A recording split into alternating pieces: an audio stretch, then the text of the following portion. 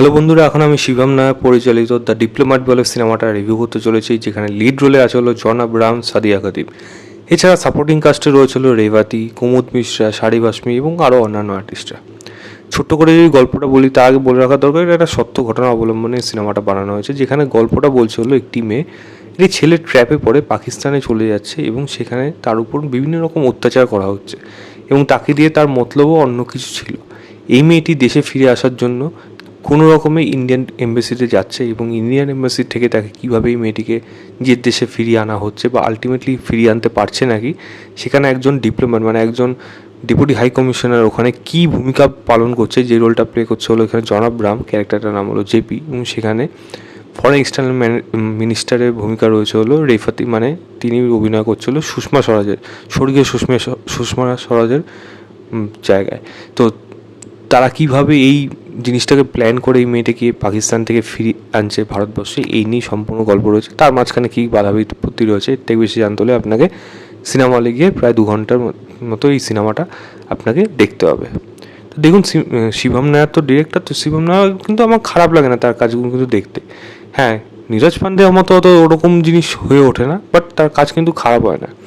এই সিনেমাটা কিন্তু আমি একটা খারাপ সিনেমা বলবো না, কিন্তু দুর্ভাগ্যের বিষয় এই সিনেমাটা যেইটুকু হয়েছে, যেইটুকু স্ট্যান্ডার্ডও হয়েছে, সেটাও কিন্তু লোকে বেশি দেখবে কিনা ডাউট আছে। অল্প বিস্তর হয়তো কামাতে পারবে, কিন্তু এই সিনেমাটা বক্স অফিসে সফল হবে নাকি ডাউট আছে। সিনেমার মধ্যে ভালো জিনিস কি, চিত্রনাট্য নিয়ে এক ভালো জিনিসও আছে, চিত্রনাট্য নিয়ে খারাপ জিনিসও আছে। চিত্রনাট্য ভালো জিনিসটা কি, সিনেমাটা আপনাকে এনগেজ করে রাখবে, কোথাও বোর করতে দেবে না, এইটা একটা দিক এই সিনেমার জন্য ভালো।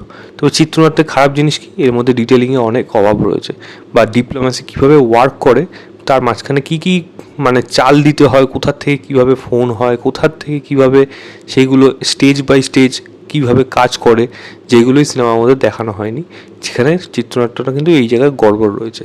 আমার মনে হয় সেগুলো দেখালে অনেক বেশি বেটার হতে পারত। তো ভালো দিকও যেরকম রয়েছে চিত্রনাট্যে, যেমন আপনার খুব বেশি যদি সিনেমা না দেখেন, এটা ওয়ান টাইম ডিসেন্ট ওয়াচ হিসেবে এই সিনেমাটাকে আপনি গ্রহণ করতে পারেন।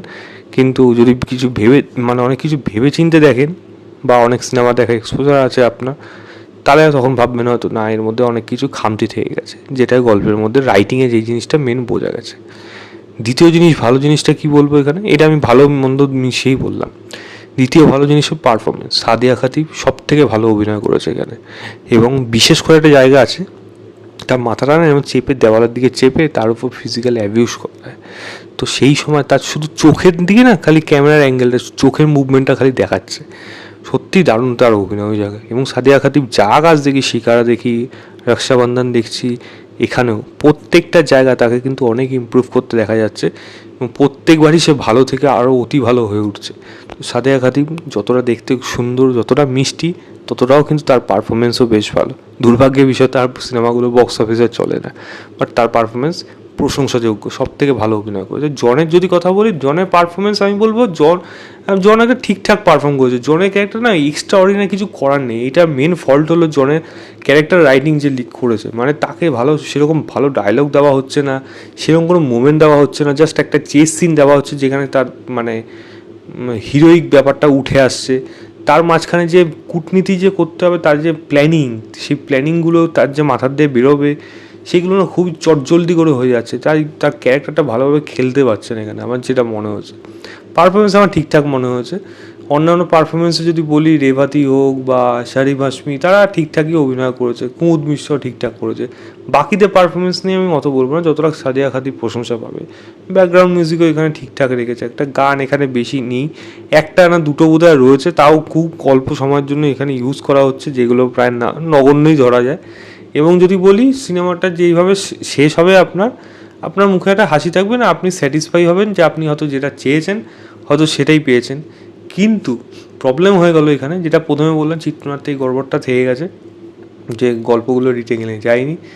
আরেকটা প্রবলেম হলো, এই সিনেমাটার মধ্যে ইমোশনাল পোর্শনটা কিন্তু প্রচণ্ড উইক। এক তো ক্যারেক্টারগুলোকে ভালোভাবে লেখা হয়নি। জনের যে পার্সোনাল দিকটা আছে, তার যে প্রবলেমটা, তার বউ, তার ছেলে, যেই দিকটা রয়েছে, সেটা একেবারে এস্টাবলিশ না, খুব বাজেভাবে সেটাকে লেখা হয়েছে, যার জন্য কোনো এফেক্ট আমাদের কাছে, অ্যাটলিস্ট আমার মধ্যে তো ওয়ার্ক করে না। দ্বিতীয় জিনিস বলবো সাদিয়া এবং যে ছেলেটা মানে যে ছেলেটি প্রেমে পড়ছে হঠাৎ করে শুরু হয়ে গেল, মানে হঠাৎ করে জিনিসটা যেন শেষ হয়ে গেল। একটা সময় প্রয়োজন, সিনেমাটা অনেকটা ছোট হয়ে গেছে, আরও বড় সময় ডিমান্ড করছিল। তো সেইগুলো না ভালোভাবে লেখার প্রয়োজন হয়, মোমেন্টের প্রয়োজন, তখন গিয়ে এই ধাক্কাটা ভালো রকমভাবে এফেক্ট পড়ে। তো আপনি ধরেই রেখেছেন এবং সেটা জাস্ট 1-1.5 মিনিটে 2 মিনিটের মধ্যে আপনি সেটা দেখিয়ে দিচ্ছেন, তারপর থেকে পুরো গল্পে চলে আসছে। এবং যা যা আপনার প্রশ্ন ছিল ট্রেলার দেখে যে এটাও তো পারে, এটা পড়তে পারে, সব প্রশ্ন শুরুর দিকে শেষ করে দিয়ে একেবারে আপনার ওয়ান লাইনে গল্প চলতে থাকে, যেটা গিয়ে এখানে সমস্যা হয়ে দাঁড়িয়েছে। আরেকটা জিনিস বলবো হলো বাকি যে ক্যারেক্টারগুলো আছে সাপোর্টিং ক্যারেক্টার, তারা কিন্তু খুব একটা ভালো স্পেস দেয়নি, ভালো পারফরমেন্স করার জায়গা দেয়নি। তারা অভিনেতা ভালো, তারা তাদের মতো করে গেছে, বাট সেই জায়গাগুলো কিন্তু আরও ভালোভাবে লেখার প্রয়োজন ছিল, যেগুলো আমার এখানে কিন্তু সেরকম মনে হয়নি। ডিপ্লোম্যাসি ওয়ার্ক কীভাবে করে, যেটা আমি মেন জিনিসটা স্ক্রিন প্লের মধ্যে বলছিলাম, যেরকম লিখেছে সেগুলো আরও ভালো, আরও সময় নিয়ে দরকার ছিল দেখানো।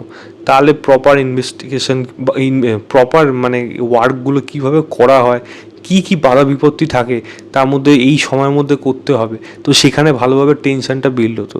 এই টেনশনটা বিল্ড সেরকমভাবে সিনেমাটার মধ্যে হতেই পারে না। জাস্ট দুটো জায়গা হয়, একটা হল মেয়েটা যখন এম্বাসি যাচ্ছে কীভাবে গেল, সেটাও ভালোভাবে ওয়ার্ক করাতে পারে না পুয়ার রাইটিংয়ের জন্য। জাস্ট লাস্টে একটা চেস সিন আছে, ওই সামান্যতম মুভমেন্টের জন্য হয়তো একটুখানি টেনশনটা ওয়ার্ক করে। আমার মনে হয় সেগুলো করলে অনেক বেশি বেটার হতে পারতো এই কাজটার মধ্যে। এবং যেটা বললাম ক্যারেক্টার রাইটিং ভালো না, তার জন্য ইমোশনাল পোর্শনগুলো প্রচণ্ড উইক এখানে, যেটা এই সিনেমাটা কিন্তু ভুগতে চলেছে। ছোটোখাটো আরও অনেক দিক রয়েছে যেগুলো এই সিনেমার মধ্যে খারাপ দিক হিসাবে উঠে আসে, এবং কাইন্ড অফ একটা ওয়ান ডাইমেনশন ক্যারেক্টারই মানে সাইডই দেখিয়ে গেছে পাকিস্তানে। হ্যাঁ অবশ্যই পাকিস্তানে যে জাজ আছে তার দিকটা একটা দেখিয়েছে, মানে সে কি বলছে, সে কি বলতে যাচ্ছে, বা কি গল্পের মধ্যে কি বার্তাটা আসছে, সেইগুলো ঠিক আছে। বাট আমার মনে হয় সেগুলো জাস্ট সাইড লাইন হিসেবে থাকবে, মেন গল্পের দিকে ফোকাসে সেখানেই অনেক গর্ব থেকে গেছে, সেখানেই অনেক লুফল থেকে গেছে। এটাই সিনেমাটায় কিন্তু ভুগতে হতে পারে। আমি বলবো এই সিনেমাটা একটা ভালো কাজ, তবে এক্সট্রা অর্ডিনারি কাজ হয়ে উঠতে পারেনি। আমি এই সিনেমাটাকে ম্যাক্সিমাম 3 স্টার দেবো, আউট অফ 5 বলবো। সিনেমা হলে যান, গিয়ে দেখুন, দেখে জানাবেন আপনাদের কেমন লেগেছে। তো এই ছিল আমার ওভারঅল রিভিউ দ্য ডিপ্লোম্যাট বলে সিনেমাটা। ভিডিওটা ভালো লাগলে লাইক শেয়ার, চ্যানেলটাকে অবশ্যই সাবস্ক্রাইব করে দেবেন। বাই।